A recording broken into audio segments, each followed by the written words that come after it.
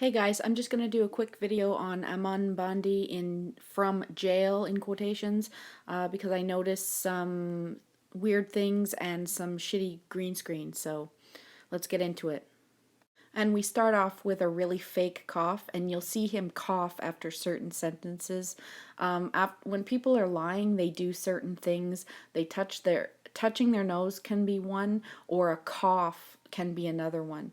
And especially when the person does the same behavior after certain inflammatory sentences, which could be indicate that they're lying. And I noticed this cough, he does it about 3 times through this video. Why? Why wouldn't I? Literally, why wouldn't I mean, we were never about violence. Okay, you heard the cough, and I'll point it out next time he does it.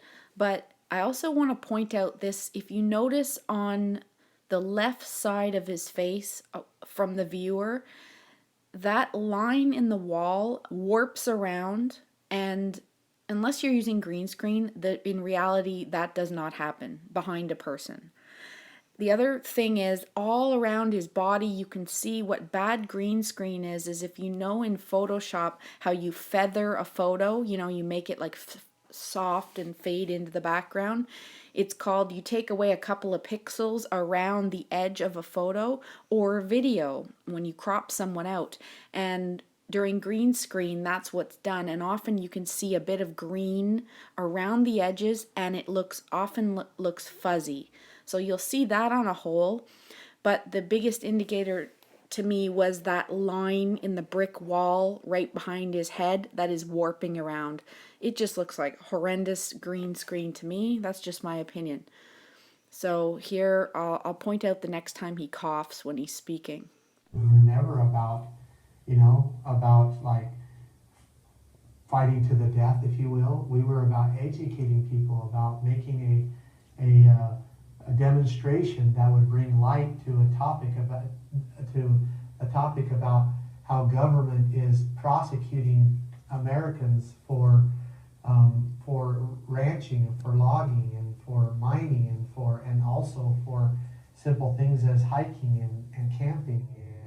So you're asking what's the point of this video? Why would they green screen this? Well, because he's trying to sell you something. This production is trying to sell you on something. And basically how the federal government is overreaching and overstepping its bounds that the people have given it. That's what we were there for. Okay, let's talk about law a little bit. From what I understand about this, there's private law and then there's public law. We're now under the public law because things have been changed, and that's what these guys are all upset about. Under private law, that's private acts and acts of commerce. Corporations and governments and people operating in the private were protected when, if things hurt the public, they couldn't be prosecuted. So these guys, these ranchers and everything, miners, they are operating in business so they could be seen like corporations. They're basically using the land but refuse to pay taxes. In the old system under the private, they were protected and they would be allowed to do that, basically screwing the people, right? Because it's the people's land, but they're making all this money off the land. The people are paying for it, but they're profiting and no one else is. So that's what's going on here, I believe. And now that we're under the public law, he's whining about not being protected anymore. It's not the public he's concerned about. It's his own business that he's concerned about. At what point did you learn that Mr. Finnegan had died? I did not find that out until after I was in the van, and that's when I found it out. There's that cough again after something that sounded fake as hell. Are your alarm bells going off there? And that's when I learned of that. Very awkward. And I know for sure that LaVoy saved many lives that day, and that he is an American hero. And if he wouldn't have done what he'd done, there would have been more people dead today to talk about. Okay, this part here just reeks of selling you something. Like he was an American, he was a cowboy, he loved his country, he was patriotic, family man. And I honor him. He was a wonderful man. He was an American cowboy who was a family man that loved his country, his stand and willing to save lives that day. Can you explain that? I don't quite understand. How did he save additional lives? Yeah. Well, I'll just leave it at that. But I am. Okay, and he asks, I don't understand. How did he save lives? To me, he just took off in the car, endangering all those lives. Anyway, so he asks, I don't understand. Please explain that, how LaVoy saved lives. And he says, and then, of course, Satan there in the corner on his shoulder, don't speak, don't tell the truth, chiming in, trying to keep the truth from being told. I know that that day that he saved lives, and that if he did not do what he did, that there would be the rest of the people in the vehicle would be most likely killed as well. And that's all I will say about it. So again, now that the law has changed and we're under the public law, people like him or other criminals, governments, or corporations are no longer going to be allowed to operate doing business while harming the people. So the public. So it's the public that actually matters now, even though it's confusing because he's making it look like oh, it's the people's land and the government is overreaching. Well, the thing is, it's the law has flipped now. That's probably what people don't understand.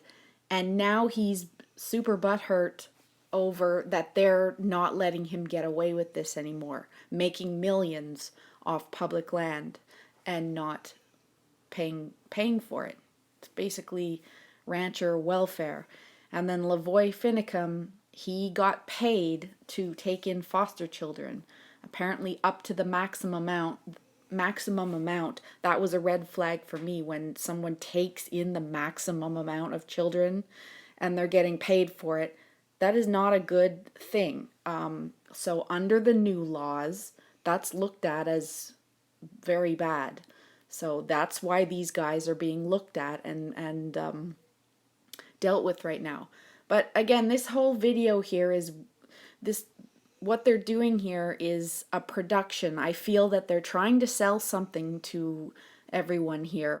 So this is a psychological operation on patriots and good people right now, and that's why I'm making this video. I want you to see this. Anyone out there who are taken in by this whole thing, getting all whipped up against the government, they're trying to do that, okay? And I'll tell you why, and it's very simple, and I'll show you right here. Here it is. Wait for it. The final four occupiers that remained, what role, if any, did you play in encouraging them or having them surrender? Did you catch that? That's the pocket constitution. That's my rights. They're trying to get you to fight for your rights and to buy your rights from them as your authority. Everybody has the rights already for free. Nobody needs to buy them from the law merchant. And the law merchant here is trying to sell you on this. Get that concept that they're selling you on something with this green screen guy and the whole, trying to get everyone whipped up and get out there. They're trying to sell you your rights. And that's what they've done for hundreds and hundreds of years, is they've come in as an angel above everybody, trying to sell everybody the law and their rights, whereas we already had all of it.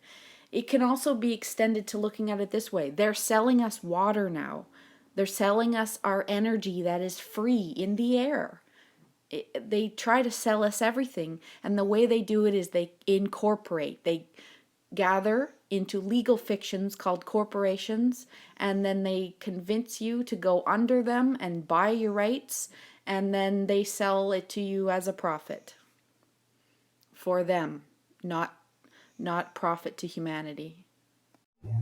Again, I didn't play a whole lot of role. I did play at the end some role, but as you can see, I'm being advised not to talk about it. Haha, did you see that again? He says, again, I'm being advised not to talk about it by that little Satan in the corner. Did you hear that? So here it is. The interviewer says, asks a question, trying to get to the truth. Satan comes in with the finger over the mouth. Shh, Masonic sign, private acts, silence. You know, keep the lies and keep the silence and keep it hidden. And I would rather, again, talk about, what we were there for, why we were there. Of course you would, because you have a story to sell. There's a lot of details that will be exposed, and we're excited for that. We feel very confident in that they will favor us as they're exposed. Okay, well, good luck with that. In the meantime, you'll be paying a lot of money to Satan.